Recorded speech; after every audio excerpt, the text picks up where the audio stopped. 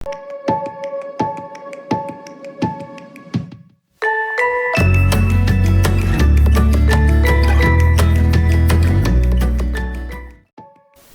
adik-adik, ketemu lagi dengan kakak.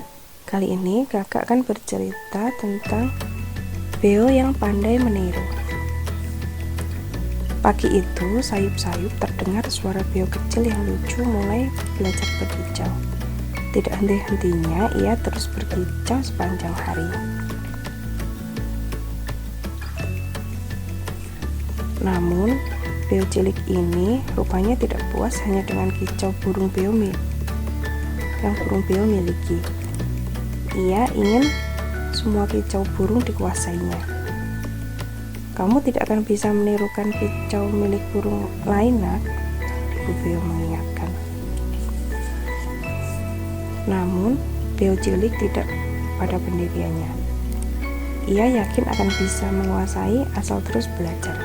Hari itu, ia mendengar perkutut berkicau. Ia pun diam-diam belajar kicauan burung perkutut. Kali ini, sayup-sayup Beo mendengar suara kicauan yang merdu lagi dari burung kepodang. Lalu ia menghampiri, dan diam-diam ia pun mengikuti suara itu. Tidak cukup sampai di situ, ia pun merasa kagum ketika mendengar kicauan kutilang yang keras dan berisik. Ia pun terus memperhatikan kicauannya. Hingga suatu hari, ia ingin menirukan kicauan serak dari elang yang menakutkan. Namun sayang, suara elang jarang terdengar.